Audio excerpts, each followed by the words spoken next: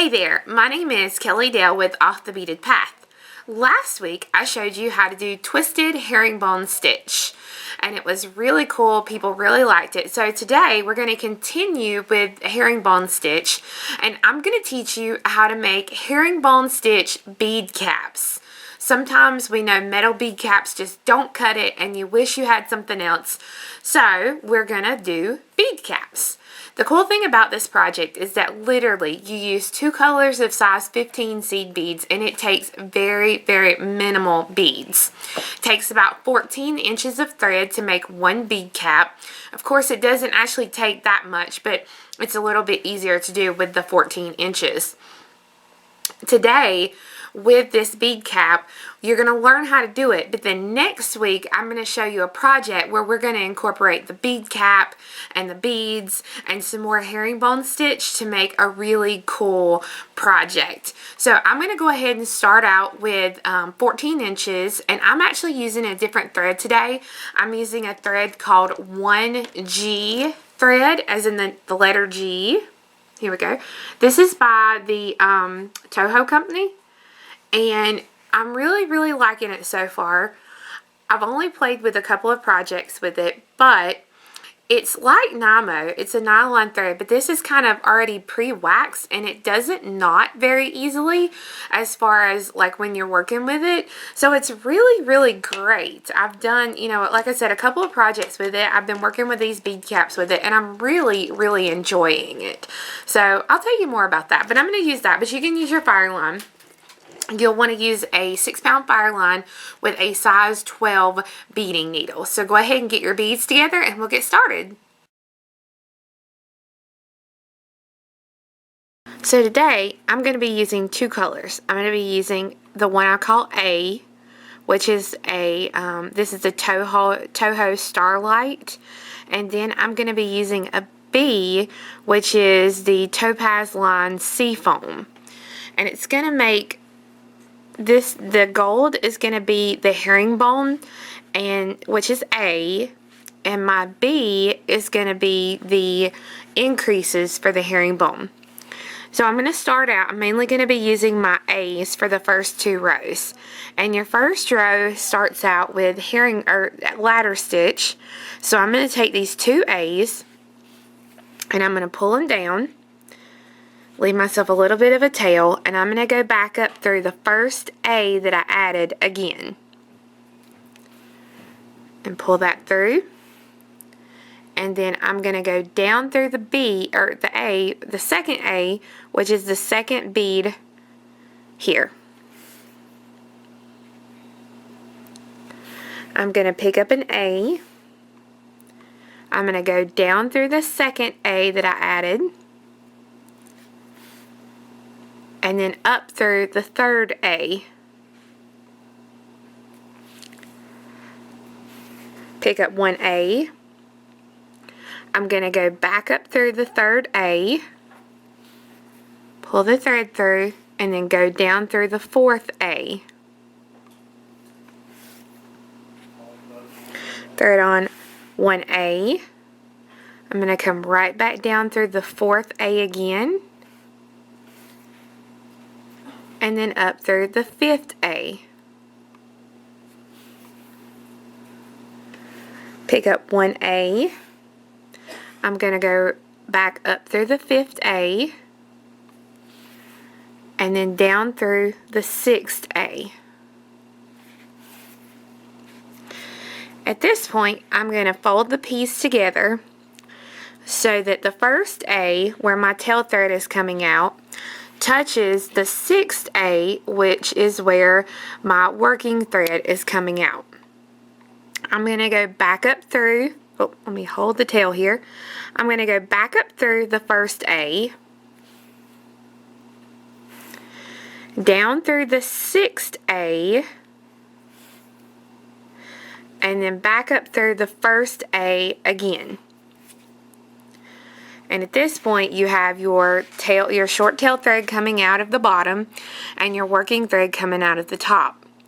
It doesn't matter from this point if you start to the left or to the right, but whichever direction you start is the direction you have to continue to go through. So I'm starting out, I'm going to pick up 2 A's. And I'm going to go right down through the next A in my circle. Let me hold on to it here. There we go. I'm coming out of this one, so I'm going to work to the right. So I'm going to go right down through the next A. And when you do that, your 2 A's you just added will sit on top of the A's on the base. Go to the next bead to the right.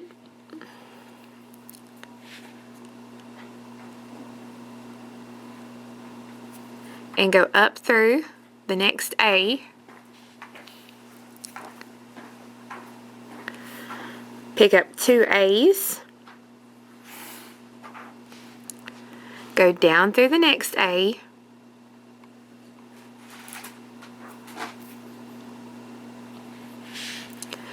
Go up through the next A.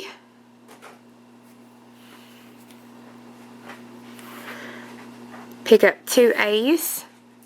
And then go down through the last A in the circle of 6.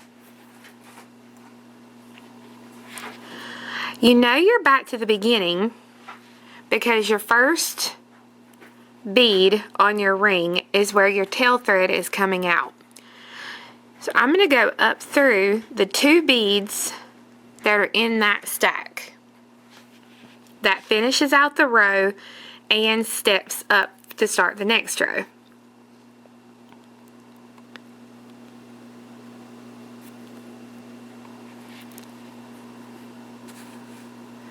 This row is going to start the increases. So I'll pick up 2A. I'll come down through the next A, and I'm just going to go through the top bead. I'm not going down through the whole stack, just the top one.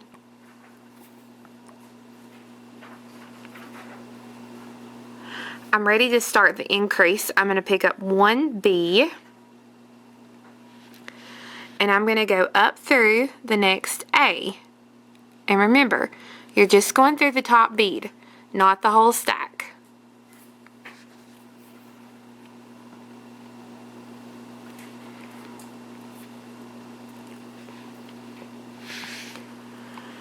Pick up 2 A's. Go down through the next A. Remember, just the top one in the stack.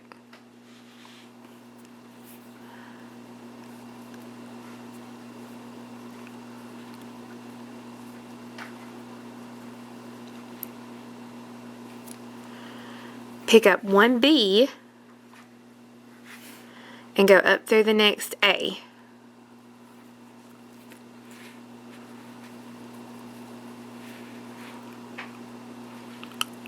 Pick up 2 A's and go down through the next A.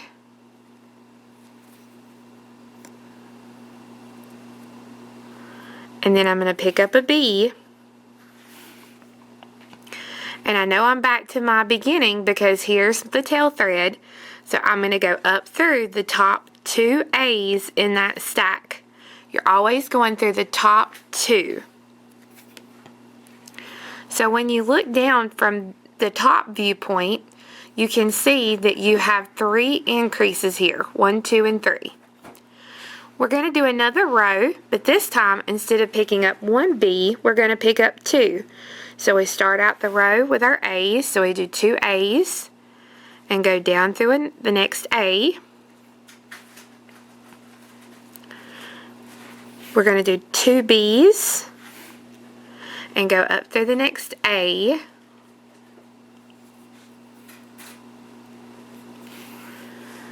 Two A's and go down through the next A.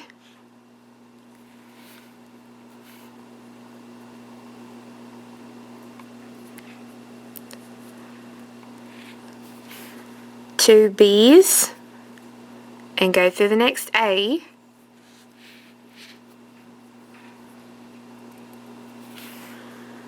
Two A's, go down through the next A.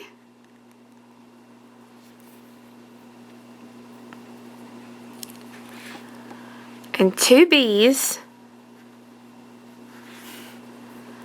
And remember, we're back to the step up because we know that we're right here where the tail thread is. So you go through the top 2 A's. On the step up, it's always the top 2 A's. So when I hold it at this viewpoint, you can see my 3 increases here.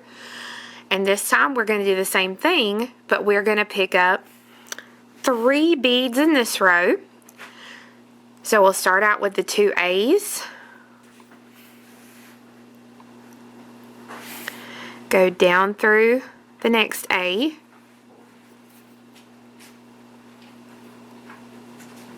And then 3 B's and go up through the next A. And you're going to do that twice more so that you'll have your increase of 3. Once you have that row complete, this is what your piece will look like. And we're going to do it just a little bit something different with your A's this time.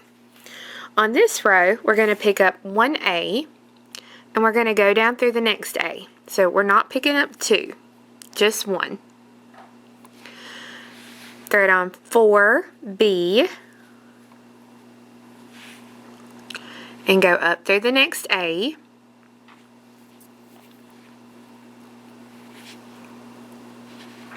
One A and go down through the next A. 4 B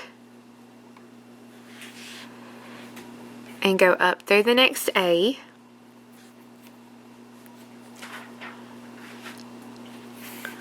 1 A and go down through the next A. And then 4 B and go up through the top A of the stack. Now you want to go through this outer ring of beads one more time. You're not adding anything, you're just going through them, and then you're going to tie the thread off and trim both tails. So once you get done with the little cap, this is what it might look like if you're like me and you squish it.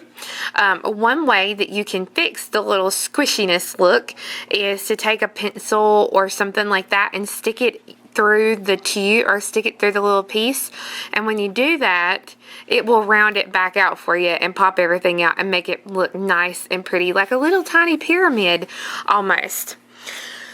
So it's a very basic cap, but let me show you how cool it looks when you actually put it with some beads. These are 10mm pearls, and it just gives it a really cool look with the beaded beads, or the little beaded end caps. So I hope you enjoyed learning about the beaded bead caps. We will have the pattern for the beaded bead caps on our website, but not necessarily a pattern, because, or not a kit, because next week I'm going to add on to this and for another project, and then that way there'll be kits for that whole project, so you'll be able to see kind of what you're doing. The cool thing about these beaded bead caps is you can always bump them up in size.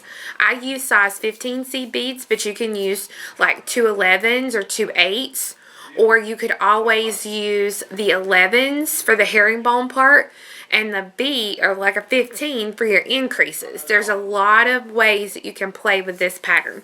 This is just a simple tiny bead cap that I wanted to show you, so that way you can get a little idea of it. Doesn't necessarily have to be, you know, a big necklace or bracelet herringbone project. You can break it down and do little smaller pieces. So again, I hope you guys enjoyed. Be sure and come back next week for the second part of this project so you can see what we're actually going to make it into. Thanks for watching and have a great week. Bye-bye.